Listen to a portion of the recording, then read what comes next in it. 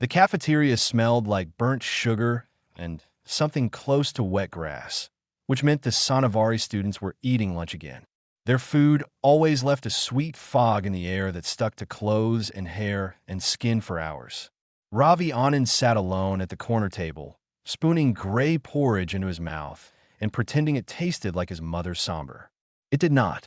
Not even close. 2 months at the Galactic Youth Academy on Halcyon Ring, and he still had not found a single meal that reminded him of home. The station orbited a calm, yellow star far from Earth, and it held over 6,000 students from more than 200 species. Everyone here was between 16 and 22 in their species equivalent. Everyone here was supposed to be learning how to get along with creatures completely different from themselves. Ravi was 19 and one of only 3 humans currently enrolled. The other 2 humans were stationed in different wings. He saw them sometimes in passing.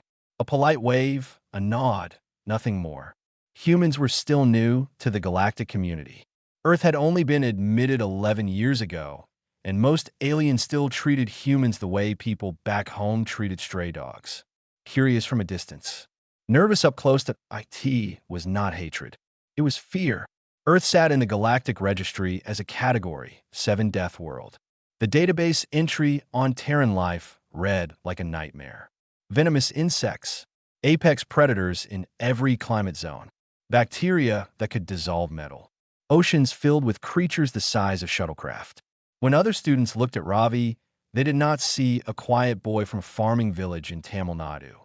They saw a survivor of a planet that was actively trying to kill everything on it. He was finishing his porridge when Prella appeared at the edge of his table. She was Sanavari, barely 4 feet tall, with soft lilac fur and wide dark eyes that always looked slightly worried. 2 small antlers curved from her temples like crescent moons. She held her tray with both hands and shifted her weight from one hoof to the other. "Is this seat taken?" she asked. Ravi looked at the 5 empty chairs around him. "All yours." Prella sat down carefully, as though the chair might bite. She had spoken to Ravi a handful of times before. Small things. Directions to the library. A borrowed stylus. She was one of the few students who did not cross the hallway when she saw him coming. "Did you hear about Bond Week?" she said. He shook his head. "Instructor Loani announced it today. Every student in companion studies has to bring their bonded creature to class. It starts in 3 days." Prella's ears twitched with excitement. "I'm bringing my chime puff. Her name is Ollie. She hums the most beautiful songs." Ravi nodded slowly. He had heard of Bond Week, a cultural event meant to celebrate the connections between species and their companion animals. Every student would parade their beloved pet through the classroom for observation and discussion. "What about you?" Prella asked. "Do you have a companion?" "Ido." Prella's ears perked forward. "What kind? Is it small? Is it furry?" Ravi smiled just a little. "She is in my quarters. You will see her on the day." Prella seemed satisfied with this and launched into a description of how Ollie could harmonize with 3 different musical scales. Ravi listened and ate and said very little, which was his way. Across the cafeteria, a much louder voice was making itself known. Dask, a Gavolian, stood nearly 7 feet tall, with 4 muscular arms and gray skin like rough stone. He sat at the center of the largest table, surrounded by students who either admired him or were afraid of him, which in practice looked exactly the same. "Bond Week is mine this year," Dask announced, slamming one fist on the table while using another hand to eat.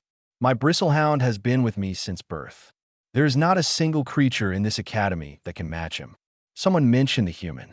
Dask laughed so hard his tusks showed. The Deathworlder? What was he going to bring? A rock? A clump of dirt? Nothing survives on that planet long enough to become a pet. His group laughed with him. Some nervously, some not. Ravi heard it from across the room. He did not react. He finished his porridge, returned his tray, and walked back to his quarters with his hands in his pockets. His room was small and standard. A bed, a desk, a shelf, a window that showed the slow rotation of stars outside. But in the corner sat something that was not standard at all. a climate-controlled terrarium, specially approved by the Academy's housing office after 14 forms and 3 separate safety reviews. Ravi knelt beside it and pressed his palm to the glass. Inside, coiled on a heated branch, a 4-foot Indian rat snake lifted her head. Her scales were deep olive green with streaks of gold along her sides. Her tongue flicked once, twice, tasting the air. Tasting him. "Hello, Nala," Ravi said softly. He opened the terrarium and offered his arm. Nala slid onto it without hesitation, her body cool and smooth and familiar. She wound up to his shoulder and rested her head near his collar, the way she had done since she was a hatchling. He had found her 3 years ago in a collapsed wall on his family's farm. She was barely the length of his hand, cold and limp and nearly dead. He had tucked her against his chest and kept her warm through the entire night. She had never left him since. Ravi stood by the window, Nala draped across his shoulders, and looked out at the stars. "Tomorrow you meet everyone," he whispered. "Be nice." Nala flicked her tongue against his ear that he took that as a yes. Copy Prella had spent 40 minutes grooming Ollie before class. The little chime puff floated beside her head like a tiny cloud made of peach-colored fluff, humming a soft melody that changed pitch every time Prella's mood shifted. Right now, Ollie was humming something bright and fast because Prella was excited and terrified in equal measure. The companion studies classroom was the largest room on the 3rd academic deck. Today it had been rearranged. The usual curved lecture seats were replaced with wide flat desks, spaced far apart, each one meant to hold a student and their bonded companion. The walls were lined with environmental shields, invisible barriers that could activate if any creature became aggressive. Instructor Loani had insisted on this. She stood at the front of the room, tall and thin, her iridescent wings folded neatly behind her back. Her compound eyes scanned each student as they filed in. The room filled quickly with color and sound.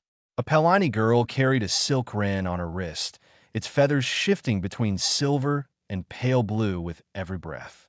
2 Gavolian students brought matching vapor kittens, semi-transparent creatures that floated just above the desk and left tiny trails of harmless mist behind them.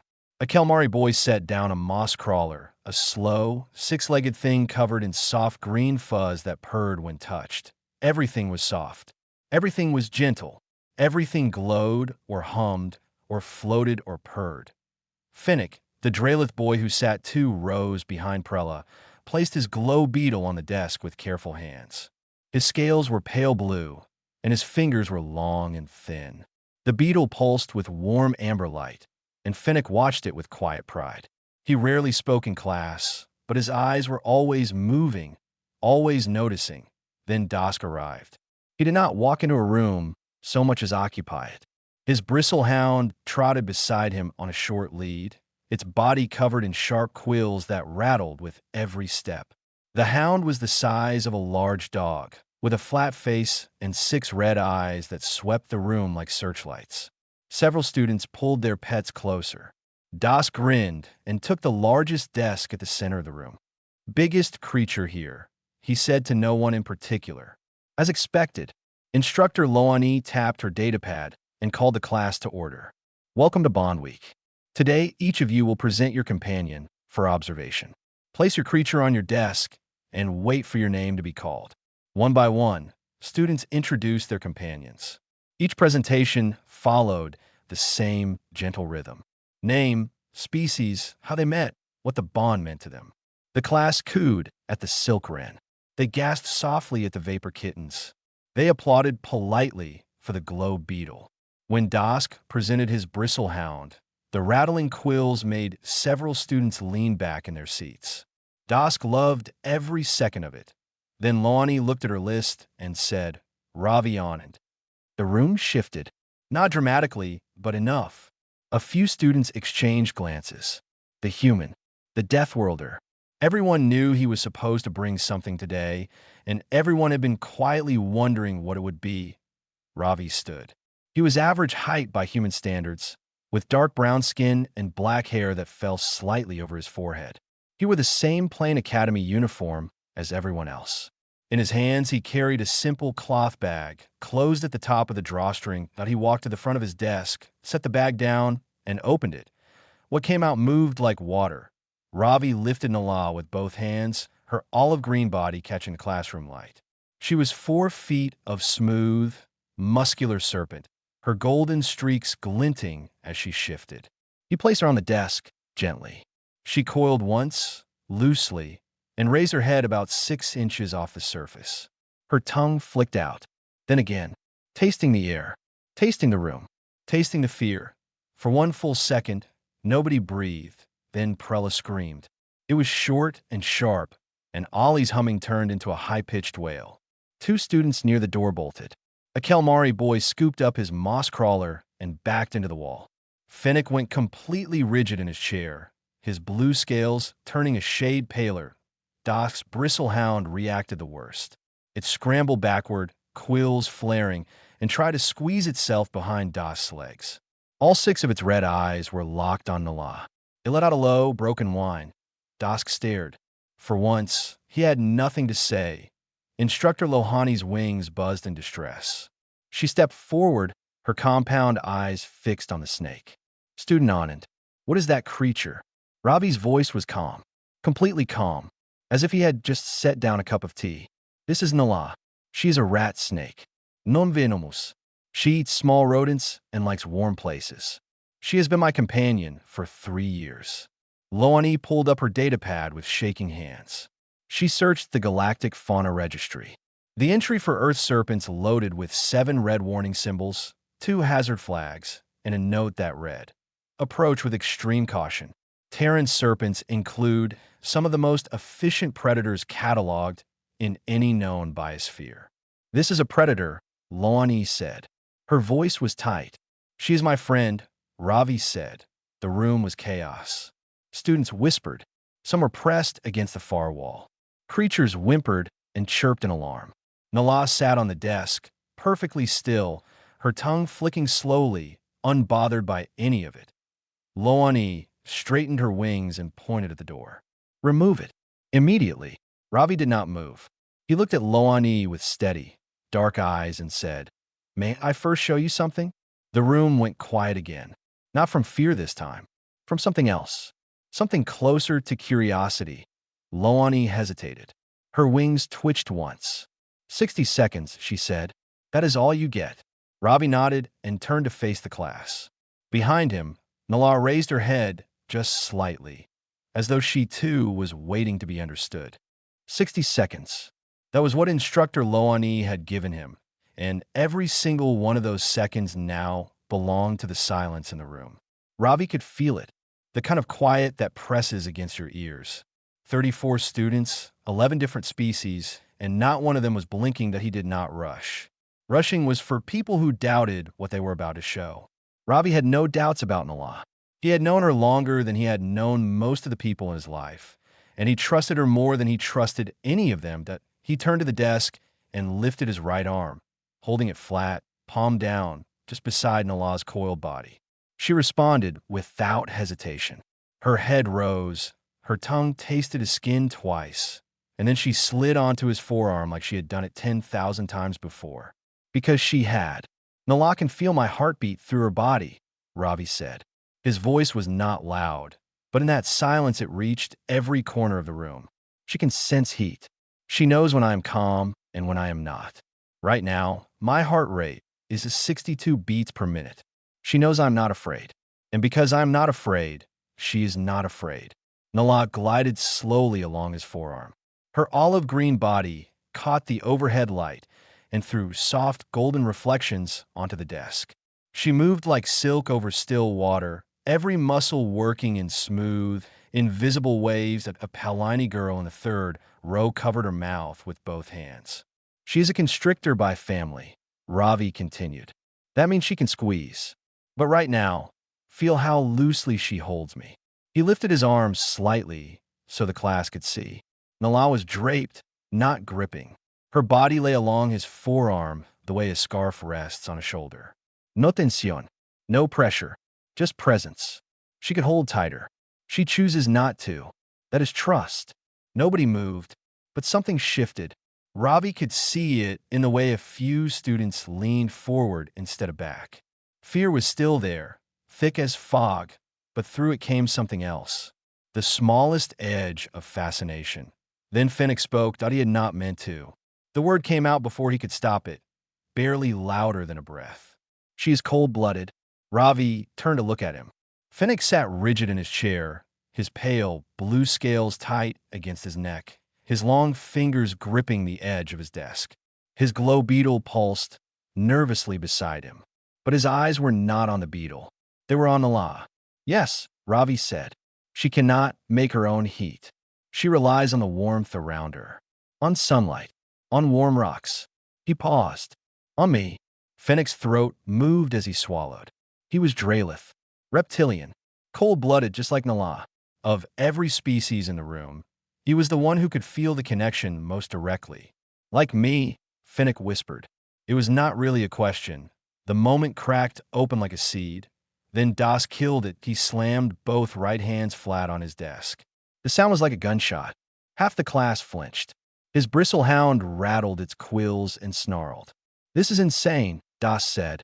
His voice was hard and loud, and meant to fill the room the way Ravi's quiet voice had filled it moments before.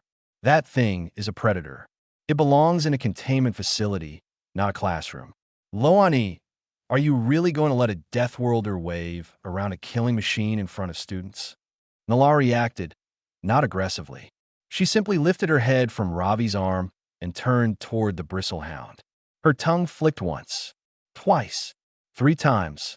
Then she went perfectly still, her dark eyes locked onto the quill-covered creature across the room. She did nothing else. She did not hiss. She did not coil. She did not strike. She just looked. The bristlehound stopped rattling. Its quills flattened against its body, one row at a time, like falling dominoes. It lowered its head. It sat down. And then it did something that no one in the room had ever seen a bristlehound do. T looked away first. The silence that followed was different from the silence before. This one had weight. Every student in the room had just watched the biggest, loudest, most aggressive creature in the class submit to an animal that had not moved a single muscle. Das' face went dark. Not with fear, with shame. His creature had backed down in front of everyone, and there was nothing he could do about it. Instructor Loani, Dask said through tight teeth. I want that snake band from Bond Week. Loani stood very still for a long moment. Her wings folded and unfolded twice. Then she spoke carefully. I will consult with Warden Osara on the matter. For now, the snake may remain for the rest of today, but must be kept in its terrarium when not being directly observed. Student Anand, do you accept this? Yes, Ravi said. No argument. No protest. He simply guided Nala back in her cloth bag and placed her gently in the terrarium he had brought along. She coiled on the warm pad inside and rested her head on her own body. The class slowly exhaled. Afterward, as the room emptied and students shuffled out whispering to each other, Prella appeared at Ravi's side. She was still shaking slightly. Her chime puff hummed a nervous, uneven tune above her head. Ravi, she said quietly. He looked at her. I am still scared of her, Prella admitted. But the way she looked at you when she was on your arm, it was like she understood you. Ravi smiled, small and real. She does. Prella stared at the terrarium for a moment. Nala's dark eyes stared back. Then Prella walked away, her hooves clicking softly on the floor, and Ravi stood alone in the empty classroom, holding a glass box that contained the thing he loved most in the universe.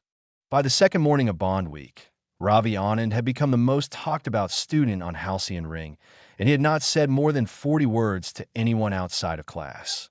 The hallway chatter split into 2 rivers. One carried fear. Students who had not even been in the classroom were now sharing exaggerated stories about the Death Worlder's creature. It had fangs as long as fingers. It had hypnotic eyes that could freeze you in place. It had tried to attack the bristlehound and only stopped because Ravi commanded it to.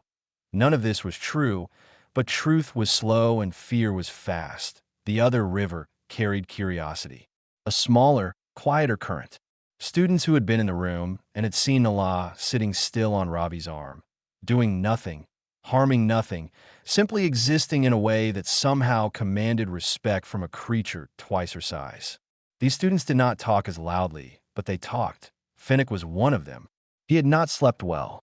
He kept thinking about the snake's stillness, the way she had looked at the bristlehound without aggression, without fear, without anything except calm awareness. He had never seen a creature do that. His own glow beetle hid from everything larger than a cup. Dosk was not talking at all, which was unusual and therefore alarming to everyone who knew him.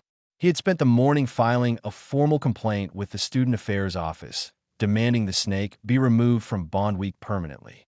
3 other students had filed similar complaints. The word dangerous appeared in every one. By the time the afternoon session of companion studies began, the room was tense. Instructor Loani had not yet received a ruling from Warden Osara, so the temporary arrangement held. Nala remained in her terrarium at the back of Ravi's desk, visible but contained. Students sat a little farther from Ravi than usual. Even Prella, who had chosen a desk nearby yesterday, now sat 1 row back, Ravi noticed. He said nothing. The session was meant to be a group observation exercise. Students would walk between desks, study each other's companions, and record notes about behavior, communication, and bonding signals. It was supposed to be calm and structured. IT was neither point 20 minutes into the exercise. A vapor kitten belonging to a nervous Torvali student slipped out of its enclosure. The tiny, semi-transparent creature drifted upward in a panic, bumping against the ceiling lights.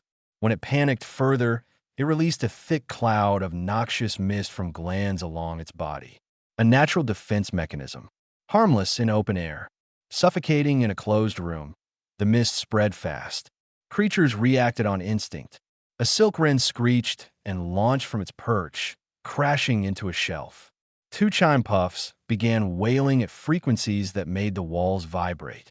The moss crawler curled into a ball and rolled off its desk with a heavy thud. Then Dosk's bristlehound lost control. The mist hit its senses like a wall. Its quills flared to full extension, each one rigid and sharp. It ripped free of its lead and lunged off Dosk's desk, snapping its jaws at the air. It hit the floor running, 6 red eyes wild, crashing between desks and sending chairs flying. Dosk shouted commands. The hound did not listen. Students scrambled. Loani activated the environmental shields around the walls, but the hound was already loose inside the room. It barreled down the center aisle, quills scraping desks on both sides, heading straight for the cluster of students near the front that a small Palani girl tripped. She went down hard, her silk wren flying from her hands. She landed on her back directly in the path of the charging bristlehound, which was blind with panic and running on pure instinct. Finnick saw it happen. He froze. Prella saw it happen. She screamed. Loani moved toward the hound, but she was too far, too slow, her wings buzzing uselessly. Ravi was already moving that he did not shout. He did not run in the way a person runs from something. He moved toward the hound, steady and direct, like a man walking into rain. In one smooth motion, he opened the terrarium on his desk, and Nala slid onto his arm. He stepped between the Palani girl and the bristlehound. He dropped to one knee, and he held Nala forward, not as a weapon, not as a shield, as a presence. Nala extended from his arm, her body stretched long and straight, her head raised, her tongue flicking rapidly. She was reading the room. She was reading the hound. She did not hiss. She did not coil to strike. She simply existed, right there, directly in front of a creature 3 times her weight that was running on blind fear. The bristlehound skidded. Its claws scraped the floor. It came to a stop less than 2 feet from Ravi's outstretched ARM. That IT stared at Nala. Nala stared back. Something passed between them. Not a sound, not a movement. Something older. Something that lived in the deep part of every creature's brain where survival instinct met recognition. The hound's quills began to lower. 1 row, then another. Its 6 red eyes blinked, and the wildness drained out of them like water through sand. IT whimpered once. Then it sat down. Ravi scooped the Palani girl off the floor with his free arm. She was shaking badly, her small hands gripping his sleeve. He carried her to the side of the room and set her down gently beside Loani. the mist was clearing. The room was wrecked, desks overturned, creatures still chirping and wailing, students pressed against walls. And in the middle of it all, Ravi stood with Nala on his arm, both of them perfectly still. The classroom door opened. Warden Osura entered slowly. She was Morvathi, ancient and enormous, her bark-like skin creaking with every movement. Her deep amber eyes surveyed the damage without hurry.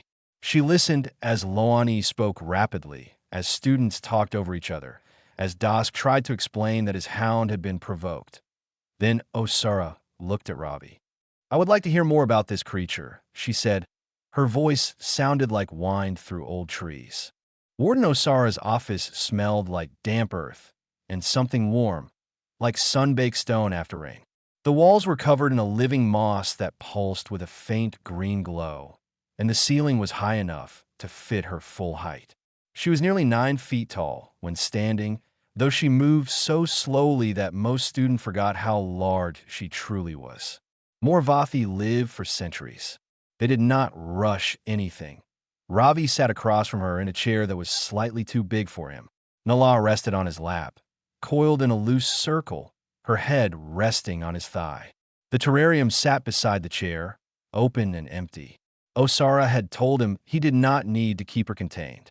"I have survived longer than most forests," she had said. "A small snake will not unsettle me." Ravi liked her immediately. "Tell me about your world," Osara said. She did not sit. Morvathi did not sit. She stood rooted in place, her thick legs planted on the stone floor, her arms folded like branches across her chest. Her amber eyes watched Nala the way one watches a fire. Not with fear, with interest. Ravi thought for a moment, then spoke simply. "Earth is dangerous. That part is true. We have creatures that can kill with a single bite. Oceans filled with predators. Insects that carry diseases through entire populations. The air itself tries to burn you in some places and freeze you in others. And yet your species survives.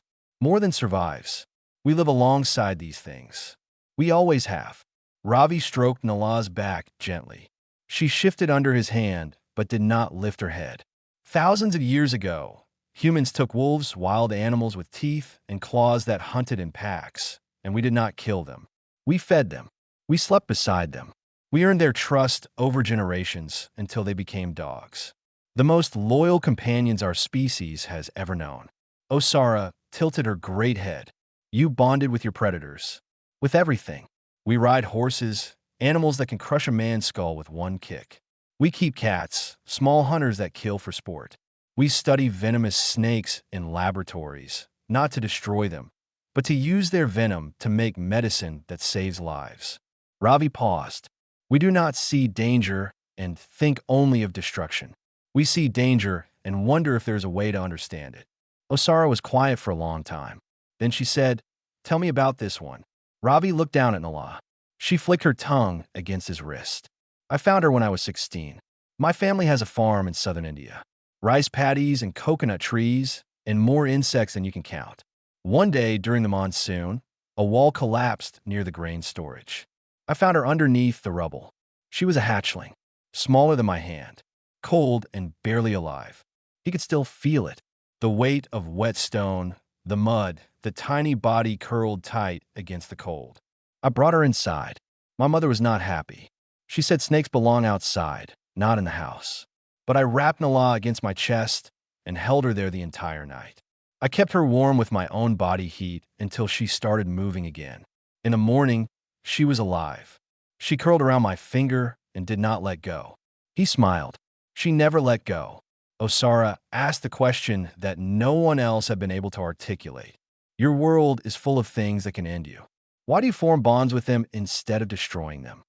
Ravi answered without hesitation, because it was something he had always known but had never needed to say aloud until now. Because fear is easy, understanding is harder, and love is the hardest thing of all, but it is worth it. The room held the words like the moss held the light. Osara did not blink. She did not nod, but something in her amber eyes shifted, something deep and old and satisfied. "Your creature may remain for the rest of Bond Week," she said, "but I have a condition. You will give a presentation to your class. You will explain what you have explained to me. Let them understand instead of fear." Ravi agreed. That evening, back in his quarters, a knock came at his door. He opened it and found Finnick standing there, hands clasped together, his blue scales flushed slightly darker at the edges of his jaw. "May I see her?" Finnick asked. Ravi stepped aside and let him in. Nala was out of her terrarium, resting on a heated pad beside Ravi's pillow. Finnick approached slowly, his tail rigid behind him. He had never been this close to her without the glass between them. "Can I touch her?" Ravi picked Nala up gently and guided Finnick's hand. Palm flat, fingers open. Nala slid across his scaled palm and rested her head in the center of it that Finnick's breath caught. "She is warm," he whispered. "From my body heat," Ravi said. "She borrows warmth from those she trusts." Finnick looked at him. His eyes were wet, which surprised both of them. "I am cold-blooded too," he said quietly. "On my homeworld, we bask under lamps. Other species think it is strange. They think it means we are slow, that we feel less. But you do not feel less." "No." Finnick looked at Nala, still resting on his hand. "We feel everything. We just carry it differently." A sound at the door. Both of them turned. Prella stood in the doorway, her dark eyes wide, Ollie humming a low, uncertain note above her head. She was shaking. "I'm not touching it," she said firmly. Ravi nodded. "You do not have to." Prella did not leave. She sat on the floor near the door, pulled her knees to her chest, and watched. She listened as Finnick asked questions, as Ravi answered them, as Nala drifted lazily between the two boys' hands like she had found two new warm places in the universe and intended to keep them. Prella stayed for an hour. She did not touch Nala, but she stayed, and that was enough. Ravi did not sleep the night before his presentation. Not because he was nervous. He had spoken to crowds before. Back home, he had given talks at the village school about wildlife preservation, standing barefoot on a dirt floor with a snake draped over his shoulders while children sat cross-legged and stared. He was not afraid of speaking, he was afraid of failing. Not for himself. For Nala. If the class rejected her again, if the fear won, then the message would be clear. Some bonds could not cross the distance between worlds. Some creatures were too alien, too frightening, too far for what the galaxy considered safe and soft and acceptable, but he sat on the edge of his bed in the early hours, Nala curled around his forearm, and he whispered, "We have one chance." The final day of Bond Week began with rain. Not real rain, of course. Halcyon Ring was a space station, but the environmental systems simulated weather for the comfort of species who needed it, and today a gentle mist drifted across the promenade windows, making the station feel smaller and quieter than usual. The companion studies classroom was full, not just with registered students. Word had spread about the Death Worlder and his snake, and extra chairs had been brought in along the walls. Finnick sat in the front row. Prella sat 3 rows back with Ollie humming softly above her head. Das sat at the very back, arms crossed, his bristlehound lying flat at his feet. Instructor Loani introduced Ravi with careful words. Student Anand has been given permission by Warden Osara to address the class on the topic of Terran companion bonding. Please give him your attention. Ravi walked to the front. He did not carry a datapad. He did not activate the display screen. He just stood there, Nala resting on his left arm, and looked at the room full of faces that had screamed at the sight of her 2 days ago. He spoke simply. On Earth, there's a saying, you do not choose your companion. They choose you. He lifted his arm slightly. Nala's tongue flicked. I did not go looking for a snake. I found a dying animal under a pile of broken stone, and I could not leave her there. That is the whole story. I cannot walk away. He talked about Earth, not the death statistics or the warning labels. He talked about the farmer who shares his porch with a stray cat, the child who names every spider in her bedroom window, the old man who feeds pigeons in the park every morning because 40 years ago, one landed on his hand and he never forgot how it felt. Humans are not brave because we're not afraid, he said. We are afraid of everything. We are afraid of the dark. We are afraid of deep water. We are afraid of creatures with more teeth than us, which is most of them. But somewhere along the way, we learned that the thing you fear the most is sometimes the thing that needs you the most. He paused and looked at Nala. She was watching the room with her usual calm, her tongue tasting the air, her body warm and relaxed on his arm. Nala cannot speak. She cannot purr or hum or glow. She cannot tell me she trusts me. But every night, she climbs onto my chest and sleeps against my heartbeat. That is her language, and I have learned to speak it. He stopped talking. Then he said, "Anyone who wants to come closer is welcome." "No one has to." Fennec stood first. He walked to the front without hesitation and held out his hand. Nala slid onto his palm and curled there, and Fennec held her like she was something precious because to him she was. A few students gasped, but then they saw his face. They saw the way his scales caught the light, the way his eyes softened, the way he smiled. Two more students stood. Then 3. Then 7. They came forward in ones and twos, slow and cautious. Some touched Nala's back with a single fingertip and pulled away. Some rested their whole hand on her body and marveled at the smoothness, the dryness, the warmth she had borrowed from Ravi. That a Palani boy laughed out loud. "She feels like polished wood," a Kelmari girl whispered. "She is not slimy at all." The room was changing. Ravi could feel it. The fear was still there, underneath, the way fear always lives underneath. But something was growing over it, something green and stubborn and new. Prella was last. She stood from her seat slowly. Ollie's humming turned thin and uncertain. Prella walked to the front on shaking legs, her hooves clicking on the floor, her dark eyes locked on Nala. Ravi held perfectly still. Prella reached out. Her small lilac hand trembled. She touched Nala's back for half a second and pulled away. Then she laughed. A bright, surprised, beautiful sound. "She is soft," Prella said, almost offended. "Why did nobody tell me she is soft?"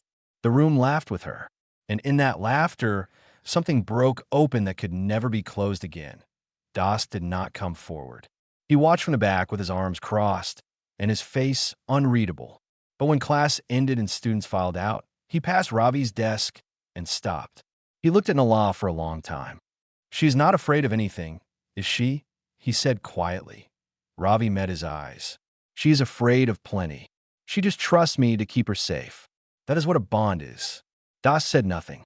He nodded once and walked away. 3 weeks later, the Galactic Fauna Registry updated its entry for Earth serpents. At the bottom, added personally by Warden Osara, a single note read, "Reclassified. Threat level. Contextual. Bonding potential. Extraordinary. Do not assess Terran fauna without first understanding the Terran who stands beside it." Ravi read it in his quarters. Nala was on his lap. Prella sat across from him, reviewing study notes. Fennec sat beside her, sketching Nala in his journal, capturing every scale with patient, careful lines. Ravi smiled and said nothing. The snake on the desk had changed everything.